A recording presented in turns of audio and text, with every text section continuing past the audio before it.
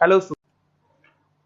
अभी बच्चों ने अपना ग्रेजुएशन क्लियर किया है, now they are planning for MBA. बहुत सारे बच्चे हैं जो आर्ट्स, साइंस, कॉमर्स बैकग्राउंड से अपना ग्रेजुएशन कंप्लीट करते हैं, now they are planning for MBA. देखिए एमबीए में बहुत अच्छा एक नया स्पेशलाइजेशन आया है जिसको अपन डेटा एनालिटिक्स बोलते हैं। इसका दूसरा नाम है दैट इज बिजनेस एनालिटिक्स। बहुत से बच्चे इसमें कंफ्यूज रहते हैं कि सर डेटा एनालिटिक्स क्या होता है, बिजनेस एनालिटिक्स क्या होता है, इन दोनों में क्या डिफरेंस है। आज अपन डिस्कस करने वाले हैं दोनों में क्या टास्क होगा, क्या रोल्स एंड रिस्पॉन्सिबिलिटीज होगी, उसको अपन डिस्कस करेंगे। दोनों के अंदर कितने का पैकेज लगने वाला है इसको अपन डिस्कस करेंगे, और मार्केट का जो ट्रेंड है उसको अपन डिस्कस करेंगे। दूसरा एक वर्ल्ड इकोनॉमिक फोरम है, वो जॉब 23 का फ्यूचर रिपोर्ट निकाल चुका है। 24 का तो रिपोर्ट आएगा अभी, पर 23 का रिपोर्ट निकल चुका है जिसके अंदर ये बताया गया है कि कौन सी जॉब्स आने वाली है और कौन सी जॉब जाने वाली है, उसका पूरा डिटेल अपन डिस्कस करेंगे। साथ के साथ जो टॉप कंपनीज हैं जो डेटा एनालिटिक्स को और बिजनेस एनालिटिक्स को हायर करके लेके जाएगी, इनको अपन डिस्कस करेंगे। देखिए थोड़ा सा एक इंपॉर्टेंट न्यूज़पेपर का कटिंग है, अभी करंट में आया हुआ है, इसको बताता हूं। दैनिक भास्कर में आया था ये। यहां पे लिखा हुआ है 2027 तक मशीनें करेंगी 42% काम। अभी मान के चलो सारा का सारा जो काम है ना मशीनें करने वाली है, और करीब करीब जो मैनुअल वर्क है वो कम हो जाएंगे, आर्टिफिशियल इंटेलिजेंस आ जाएगा, मशीन लर्निंग आ जाएगी, इन्हीं के थ्रू काम होने वाले हैं। तो ये पूरा पूरा ओपन लिखा हुआ है, गवर्नमेंट को रिक्वायरमेंट है। देखो यहाँ पे देखो, मशीन लर्निंग स्पेशलिस्ट की बढ़ेगी मांग, तो इनकी मांग बढ़ने वाली है। दूसरा एक बहुत इंपॉर्टेंट है वर्ल्ड इकोनॉमिक फोरम। मैं इसका लिंक आपको डिस्क्रिप्शन में डालूंगा। इस वेबसाइट का जो पीडीएफ है इसको भी मैं डालने वाला हूं। ये आपका जो वर्ल्ड इकोनॉमिक फोरम का पीडीएफ मिलेगा आपको, यहाँ पे देखो दिखाई देगा, future for the job report 2023। अगर आप लिखेंगे वर्ल्ड, गूगल पे लिखेंगे world economic forum future job 23 लिखेंगे ना 2023, तो पूरा डिटेल में आ जाएगा। ये पूरा 296 पेज का रिपोर्ट है।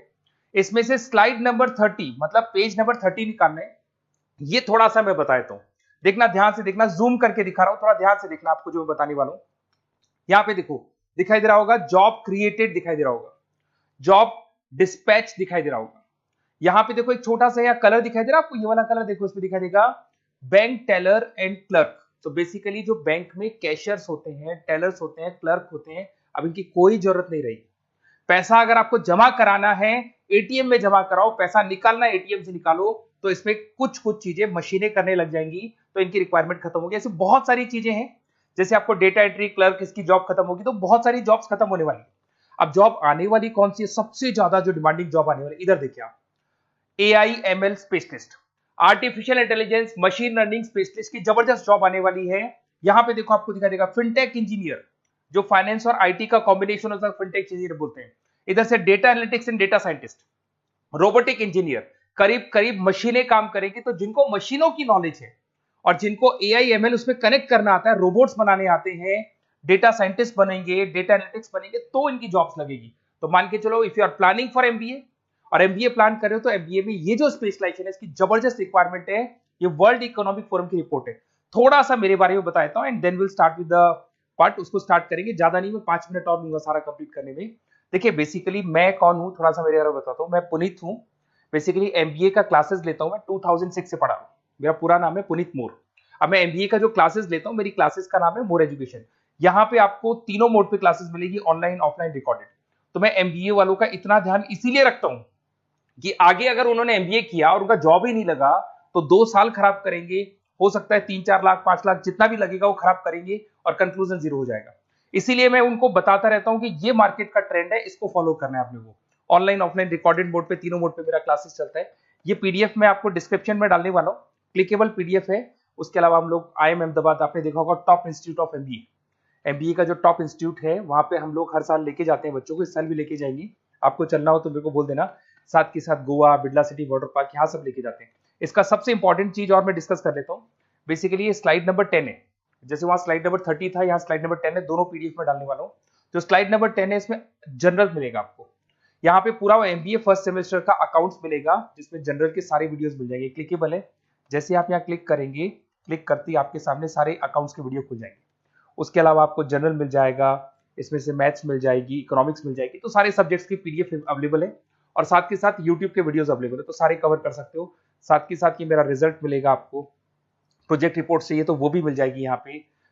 उसके अलावा कोई असाइनमेंट्स, प्रोजेक्ट चाहिए, मिलेंगे सारे। ये मेरा, मैं राइटर भी हूँ, 2006 से बुक लिख रहा हूँ। आप लोग के आरबीडी में बुक लिखा, एबीसी में बुक लिखा, तो सारी बुक्स भी मेरी लिखी हुई है।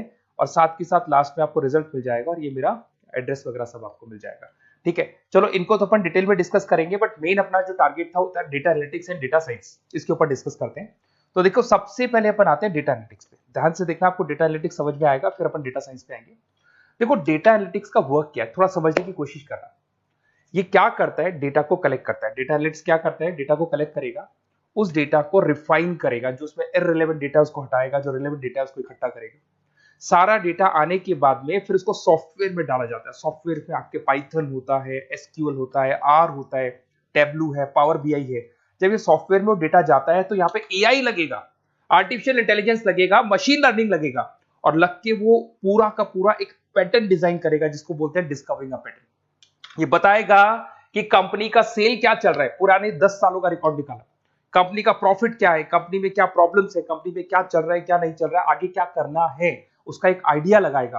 इसको बोलते हैं डेटा एनालिसिस। तो डेटा एनालिस्ट क्या करता है, ये पूरे के पूरे डेटा को एआई एमएल के थ्रू पूरा का पूरा छान कर एक कंक्लूजन निकाल देता है कि चल क्या रहा है, आगे क्या करना है, पीछे क्या हुआ था, उसका पूरा का पूरा एक कंक्लूजन निकल जाता है। अब देखिए यहां पर एक जैसे टास्क में देखो आपको दिखाई देगा, डेटा एनालिटिक्स से primary focus on collecting and processing data हो गया, क्लीनिंग करेगा, एनालाइज करेगा, क्रिएट करेगा, क्रिएट विजुअल्स, विजुअल समझ में आ रहे हैं, उसको ग्राफ में रिप्रेजेंट करेगा, developing and predicting models, model बना देगा जिससे एक आइडिया लग जाएगा कि हो क्या रहा है और होने क्या वाला है।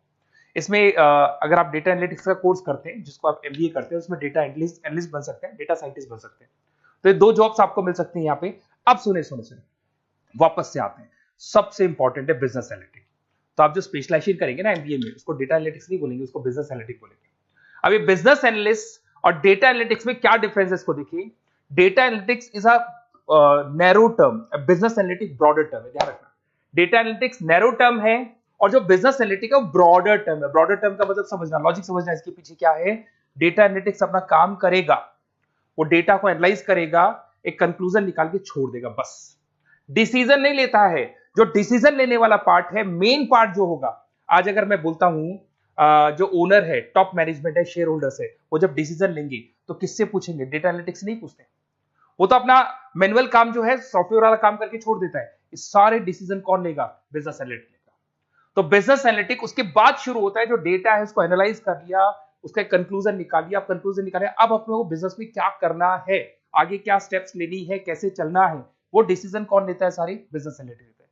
तो business analytics a wider term as compare to data analytics. इसमें देखो दिखाई देगा, understanding the business needs, identify the problem, purpose, solutions, ध्यान से देखो, solve the problem and solve the skills. Main important काम है इसका, प्रॉब्लम्स को आइडेंटिफाई करना है, उनको सॉल्व करना है, पर उससे पहले डेटा एनालिटिक्स काम करेगा, उससे सारे कंक्लूजन निकलेंगे, उसके बाद ये काम करना शुरू करेगा।